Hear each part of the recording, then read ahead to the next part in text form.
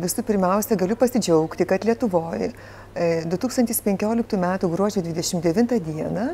yra išleistas Lietuvos ministro, sveikatos apsaugos ministro įsakymas dėl statinų kompensavimo. Tai po 19 metų kažkokių prašymų kovos mes turim tą įsakymą.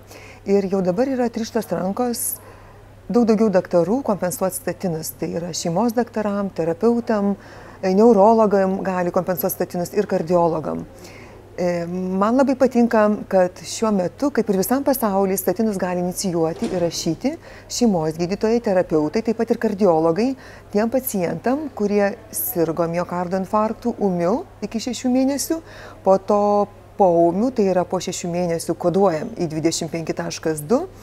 Taip pat pakito kompensacija pacientam, kurie dalyvauja pirminės prevencijos programoje, kurių kodas yra kompensuojant E78, pakito tai, kad sumažėjo mažo tankio lipoproteino cholesterolio riba iki 3, buvo 6, dabar 3, tai praktiškai mes lyginamės Europai, taip pat dingo trigliceridų apribojimas ir didelio tankio cholesterolio apribojimas. Tokia naujiena ir dar yra viena naujiena, kad kardiologai jau gali kompensuoti statinus pacientam, kurie serga stabilia krūtinės angina, lygiai taip pat kaip terapeutai ir šeimos gydytojai. Kalbant apie tą naują diagnozę stabilia krūtinės angina, aš noriu pabrėžti, kad tai yra labai svarbu. Nepakanka pacientui turėti tik skausmą krūtinėje, kad diagnozuotų stabilia krūtinės angina, tai turi būti papildomai atlikti kiti tyrimai, elektrokardiografiniai, fizinio krūvio testas arba vaizdiniai streso metodai arba koronarografija, kad būtent nustatytų, kad tikrai pacientui yra stabili krūtinės angina. Ir jeigu yra stabili krūtinės angina, labai svarbu paskirti statiną prieš pacientą siunčiant zonduoti. Nes yra įrodyta ir atlikti klinikiniai tyrimai tiem pacientai, kurie prieš zondavimą vartoja didelę dozę statinų, yra geresnės išeitis. Tiem pacientam mažiau komplikacijų, mažiau revaskularizacijos procedūrų reikia atlikti. Tai tokios pagrindinės naujienos.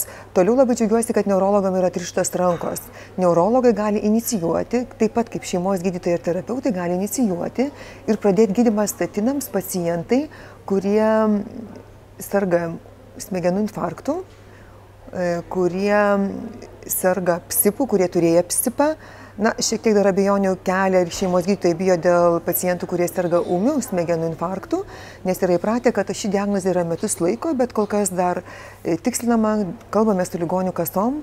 Šiai dienai, jeigu turim tokį pacientą su ūmiu smegenų infarktų, reikėtų prirašyti kortelį, kad tai yra nuolatiniam gydymui ir išrašyti statiną. Toliau norėčiau pasakyti tiem pacientam, kurie dalyvauja pirminės prevencijos programoje, kaip aš minėjau, kad jiem MTL cholesterolio koncentracija numažinta iki 3 mmol/L, bet vis tik jeigu ateina pacientas visiškai sveikas, kurio mažo tankio cholesterolis 3,1 mmol/L, kada galvojam kompensuoti statiną ar ne, reikėtų įvertinti ir kitus rizikos veiksnius. Tai yra, ar pacientas rūko, ar serga paveldima šeiminė dislipidemija, ar turi atkaklią arterinę hipertensiją, ar yra organų taikinių pažeidimas, ar serga metaboliniu sindromu, ar cukriniu diabetu. Įvertinus šiuos rizikos veiksnius iš tikrųjų vėlgi galima paskirti statiną. Dėl statinų irgi dar tokia naujiena labai gera, kad yra prilyginti 4 statinai. Tai yra simvastatinas, prilygintas atorvastatinui, prilygintas rozuvastatinui ir fliuvastatinui. Tai šiai dienai rozuvastatinas, kuris buvo šiek tiek nublokštas į šalį, jį pilnai gali kompensuoti, rašyti prie visų diagnozių, kaip ir atorvastatina šeimos gydytojai, terapeutai ir kardiologai.